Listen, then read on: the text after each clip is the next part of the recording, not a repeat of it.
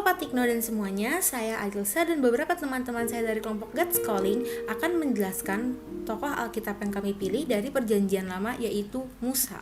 Alasan kelompok kami memilih Musa karena banyak teladan-teladan Musa yang dapat kita terapkan di kehidupan kita sehari-hari. Contohnya setia. Dalam Bilangan 12 ayat 7, Allah sudah menyatakan Musa adalah orang yang setia.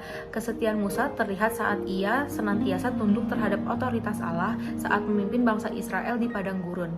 Selalu mengandalkan Tuhan dan lebih mendengarkan Tuhan daripada bangsa Israel yang bersungut-sungut kepadanya. Kami memilih Musa dengan dasar kitab Keluaran, terkhusus Keluaran 30 ayat 11-16. Latar belakang kami memilih perikop utama Keluaran 30 ayat 11-16 dengan perikop mengenai persembahan khusus pada waktu pendaftaran orang Israel, karena pada perikop ini Tuhan berfirman kepada Musa untuk memberitakan semua bangsa Israel untuk memberikan persembahan saat pendaftaran agar tidak ada tulah di antara mereka. Yang mana dalam perikop ini ada hubungannya dengan proyek SL kami. Dan setelah ini, Philip dan Janice akan menceritakan kehidupan seorang Musa. Setelah Yusuf meninggal, orang Israel masih tinggal di Mesir dan bertambah banyak. Namun Firaun sebagai raja Mesir takut orang Israel akan menguasai tanah Mesir. Sehingga Firaun memerintahkan untuk menangkap semua bayi laki-laki orang Israel. Ibu Musa pun menyembunyikan Musa di sebuah keranjang dan menaruhnya di tepi sungai. Miriam, kakaknya, mengikuti kemana perginya bayi itu. Tiba-tiba putri Firaun melihat bayi itu, dia merasa kasihan karena bayi itu menangis.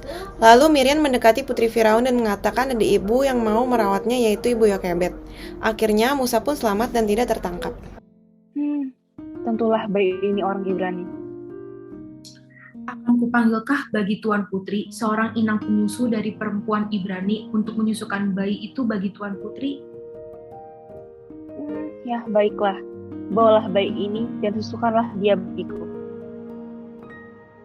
Dan akan kuberi nama dia Musa, karena aku telah menariknya dari air. Setelah Musa sudah besar, ibu Yokebed menyerahkan kepada putri Firaun. Putri Firaun memberi nama anak itu adalah Musa, yang artinya ditarik dari air.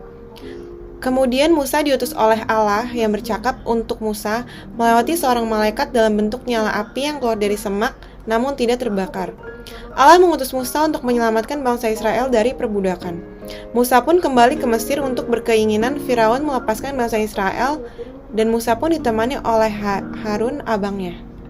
Firaun tidak bersedia melepaskan bangsa Israel karena hatinya dikeraskan oleh Allah untuk menunjukkan kuasa Allah untuk manusia. Kesudahannya Allah menimpakan 10 tulah untuk bangsa Mesir yang puncaknya diperingati oleh bangsa Yahudi sebagai hari raya Pesak atau pelepasan, di mana Firaun menyerahkan dan membiarkan bangsa Israel untuk pergi. Pada hari itu, yaitu tanggal 15 bulan Nisan, bangsa Israel dibawa oleh Musa keluar dari Mesir. Musa memimpin bangsa Israel dari Mesir menuju tanah perjanjian yang berlimpah susu dan madunya, yaitu tanah Kanaan. Ketika mulai keluar dari Mesir, sang Firaun mengubah kelicikannya dan mengejar kembali orang Israel. Musa kemudian membelah Laut Merah sehingga rakyat Israel yang nyaris terkejar bisa menyeberang, dan kemudian Musa menenggelamkan para pengejar yang berupaya menangkap kembali orang Israel. Setelah perjalanan, bangsa Israel terus mengeluh dan mencobai Allah sehingga Allah marah dan menghukum Israel mengembara di padang pasir selama 40 tahun. Musa menerima 10 perintah Allah di Bukit Sinai dan menerima peraturan-peraturan peribadatan dan hukum-hukum sipil yang dilakukan oleh bangsa Israel sampai hari ini.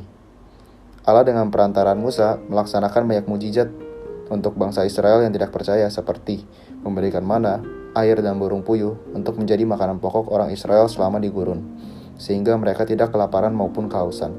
Setelah 40 tahun lamanya memutari Jazirah Arab, bangsa Israel sampai ke tanah Kanaan. Seperti yang tercatat di dalam Keluaran 30 ayat 16, kita sebagai hamba Tuhan diibaratkan seperti persembahan Israel yang dipakai untuk kepentingan ibadah dalam kemah suci.